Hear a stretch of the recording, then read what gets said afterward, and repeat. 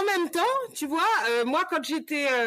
ça m'a beaucoup fait rire quand ça t'a apparu, cette appellation, parce que quand j'étais au collège ou au lycée, moi, je faisais partie des personnes qui faisaient les couples. Justement, les gens venaient me voir pour me dire, ouais, lui, tu veux pas aller lui parler, parce que moi, je parlais super facilement aux gens. Et j'ai encore des amis aujourd'hui qui sont en couple, et je suis très contente d'avoir contribué à leur union. Du coup, quand ça s'est apparu, je me suis dit, ah mais tiens, c'est vrai, je pourrais faire ça, puisque je le faisais quand j'étais jeunotte. Et pourtant, il y a la même, je trouve, hein, dans les love coach que je peux suivre, il y a cette idée que tu dis justement où il ne s'agit pas de transmettre un savoir, qui se disent love coach, et c'est du vrai coaching en fait. C'est-à-dire qu'elles vont pas te donner des recettes toutes faites, ou bien sûr, il y en a plein comme ça, hein, mais j'en ai remarqué quand même quelques-uns ou quelques-unes, hein, qui sont dans cette démarche de coaching, c'est-à-dire t'amener vers un chemin, t'amener vers une prise de conscience de ce que tu es pour trouver ce que tu veux. Mais le fait de, par exemple, trouver un amoureux ou trouver une amoureuse n'est pas l'objectif. Et souvent, ce qu'ils vont rencontrer, c'est justement des gens dont c'est le but. Moi, je veux un mec, je veux trouver mon âme sœur, je veux trouver l'homme de ma vie. Et je trouve que ce qui est intéressant dans ceux, en tout cas, qui ont une vraie démarche de coaching, c'est justement d'amener la personne à trouver elle-même ses réponses et à changer, à transformer aussi sa vie par rapport à ce qu'elle souhaite. Et c'est pour ça que je trouve que après c'est pas faut l'assumer aussi de se nommer love coach quoi. Tu vois, qu'est-ce que tu fais dans la vie? Moi je suis love coach quoi. Alors ça doit super bien marcher en soirée, j'imagine. Mais bon voilà, faut assumer. Toi, j'ai l'impression que toi c'est coach et c'est tout. Ouais. Absolument. Donc ça comment tu l'assumes on va dire et comment tu le défends? Est-ce que tu as écrit, par exemple, sur le sujet? Est-ce que tu as écrit sur ta vision par rapport à ça? Ouais, je ressens pas le besoin de le défendre. Moi, je ressens pas le besoin de me justifier sur le fait que je fais que ça. Donc, à vrai dire, c'est jamais quelque chose qui m'est traversé. Je suis assez aligné et serein et convaincu que je suis là dans ce que j'ai envie de vivre et ce que j'ai envie d'offrir. Donc, je veux dire que c'est pas une réflexion qui est présente. D'accord. Et pourtant, tu t'exprimes publiquement. Donc, ça veut dire que tu défends quelque chose. Ah ouais, carrément. Je défends des principes que je peux aborder en coaching. En revanche, je défends pas le fait d'être, tu vois, sur le volet uniquement coach. C'est pas quelque chose sur lequel je ressens besoin de m'exprimer. En revanche, oui, ouais, il y a une partie de moi qui apprécie partager ce que je peux vivre dans des séances ou les concepts que ça m'amène à évoquer ou mon propre cheminement. Ouais, moi je crois beaucoup au fait qu'une relation coaching, elle s'établit sur le fait que il y a un fit particulier entre le coach et la personne qui l'accompagne. Et donc, pour moi, le fait de partager, notamment, tu vois, moi je publie, j'écris régulièrement, et pour moi c'est juste permettre aux gens qui pourraient avoir l'envie de travailler avec moi de se dire est-ce que oui ou non la manière dont il envisage la vie, la relation, le coaching, elle est alignée avec ce que je veux chercher. Et pour moi, je le vois comme un gain de temps, parce que si ce que j'amène fait aucun sens pour la personne, bon, trop cool, je veux surtout pas lui amener à perdre son temps avec moi, et réciproquement. Et en revanche, ça crée des atomes crochus, cool. Ça permet d'avoir des relations top derrière, quoi. Mais dans ce que tu dis, est-ce que ça veut dire que toi aussi tu choisis tes coachs? C'est-à-dire quand quelqu'un vient te voir, est-ce que par, je dirais, par principe, tu la prends quoi qu'il arrive? Ou est-ce que la première séance, c'est aussi pour toi dire, moi, non, j'ai pas envie de t'accompagner. Ouais. Donc ça, c'est important, cette notion-là. C'est assez simple. Ouais. Ouais, je pense que c'est ça, en fait, ouais. Il y a la notion d'envie, il y a est-ce que je suis la bonne personne, il y a est-ce que sur cette thématique-là, je vais être quelqu'un qui va être en soutien pour toi. Ouais, toutes ces questions, c'est sur lesquelles que je me pose, et c'est pour ça aussi que j'ai l'envie lors de la première conversation que ce soit une conversation de coaching, puisque ça m'aide à évaluer tous ces éléments-là. Est-ce que je suis la bonne personne? Est-ce que je vais pouvoir l'aider? Est-ce que j'ai envie de l'aider? Ouais, voilà. Et du coup, est-ce que tu as déjà refusé d'accompagner quelqu'un? Oui. Plusieurs fois. D'accord. Donc vraiment pour toi, c'est important cette première rencontre parce que la personne fait son choix et toi aussi, quoi. Ouais, absolument. Moi, je conclus chacune de mes premières rencontres en disant, je nous invite à prendre un temps chacun conséquent et à rendre explicite à l'autre, quand c'est juste pour nous, si on a envie ou non de travailler ensemble. Et je m'inclus dans cette réflexion-là. Et donc oui, ça m'est arrivé à plusieurs reprises de dire non à un client. Ouais. D'accord, ok. Et ben moi non. Voilà. Bah écoute, merci beaucoup Thomas pour ce très très bel échange. Merci à toi. Pour finir, je vais te dévoiler ton profil musicologique, mon cher, puisque tu as accepté de faire mon questionnaire sur la musicologie. Alors, comme tu es le premier à y répondre dans cette émission, je vais expliquer rapidement ce que c'est la musicothérapie, puisque ce questionnaire est né de cette pratique que j'ai et qui consiste en fait à accompagner les personnes par la musique, par le fait que plusieurs thérapeutes, plusieurs docteurs, plusieurs musiciens aussi ont développé cette pratique depuis, on va dire, les années 30. Ça a commencé dans les années 30 jusqu'à aujourd'hui. Et donc, on appelle ça la musicothérapie. Et ça va être des séances où on va aider la personne à se connaître d'un point de vue musicologique et aussi à utiliser la musique pour se soigner. Moi, personnellement, j'utilise beaucoup dans mes accompagnements pour travailler sur l'anxiété, sur le stress. Mais ça peut vraiment être utilisé pour tout, hein. Donc ce questionnaire, je l'ai créé pour un petit peu vulgariser la musicothérapie, faire connaître cette pratique. Et donc, je pose une vingtaine de questions où je propose à la personne de connaître son profil musicologique et donc de savoir comment elle vit la musique dans sa vie et tout ce que lui apporte la musique. Donc toi, mon cher Thomas, ton profil musicologique, c'est le profil de Jean-Sébastien Bach, c'est-à-dire que toi, tu rayonnes Jupiter, puisque les profils musicologiques sont rattachés à un dieu ou à une planète et en même temps à un compositeur. Donc voilà, toi, ta dominante, c'est Jupiter. Et donc, ça veut dire que la musique, elle apparaît chez toi par rapport à une connexion où tu aimes la diversité, où tu aimes l'expansion, où tu aimes la richesse d'expression. Tu aimes bien les compositions complexes qui grandissent la personne qui l'écoute, mais qui grandissent aussi la personne qui joue. À côté de ça, tu as une influence plus légère, mais qui est aussi marquée pour Chopin. Là, c'est le profil qu'on appelle le profil Saturne, et pour Mars, qui est rattaché au compositeur Berlioz.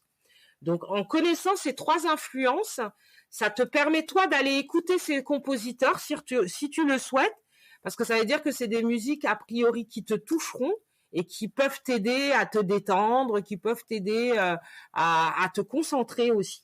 Mais ce que ça montre aussi, ton profil musicologique, c'est que tu as un talent pour la musique, puisque les trois dominantes qui sont ressorties du questionnaire sont en fait les dominantes les plus puissantes de tous les profils. En tout, il y a 9 profils différents.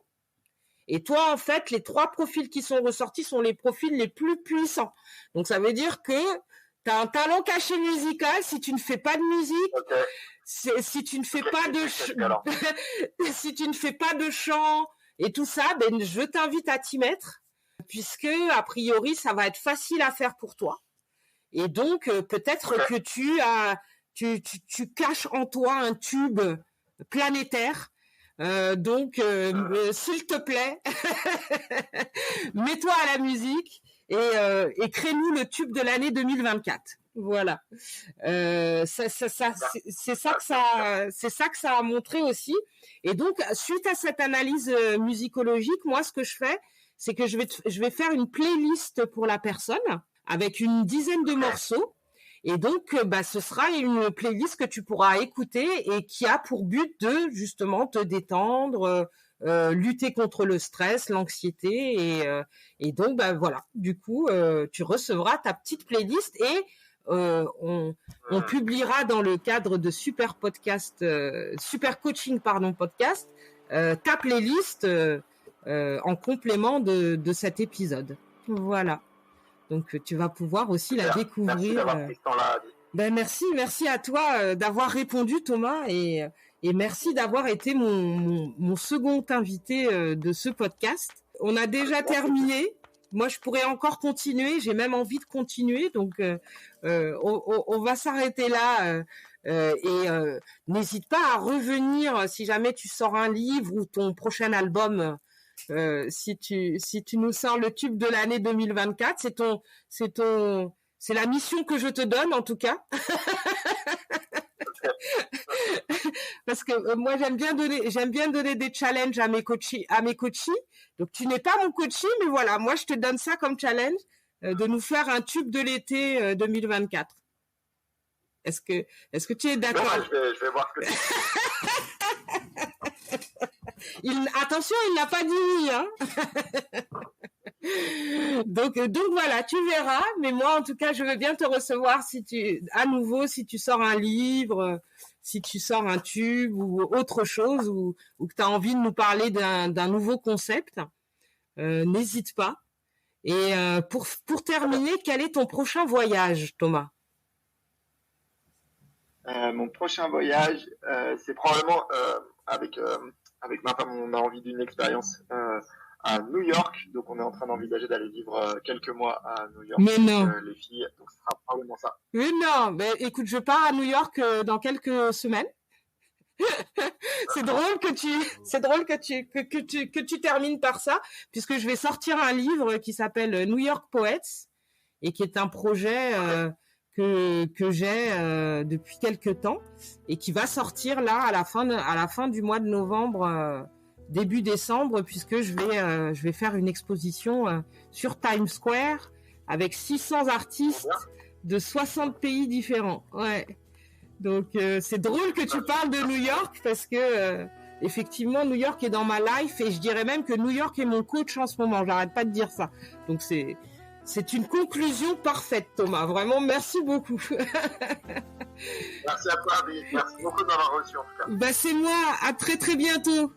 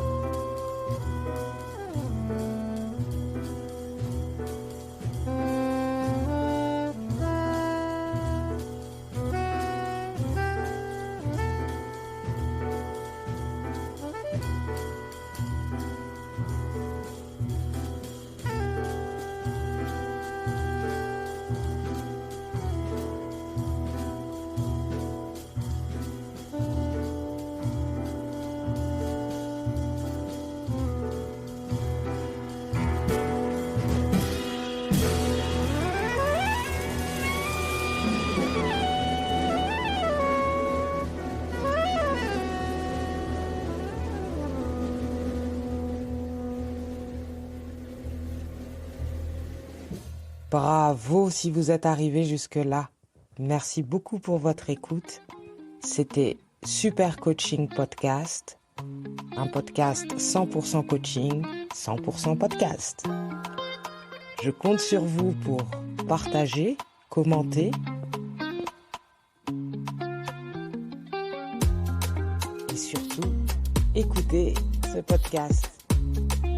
À bientôt pour un prochain épisode.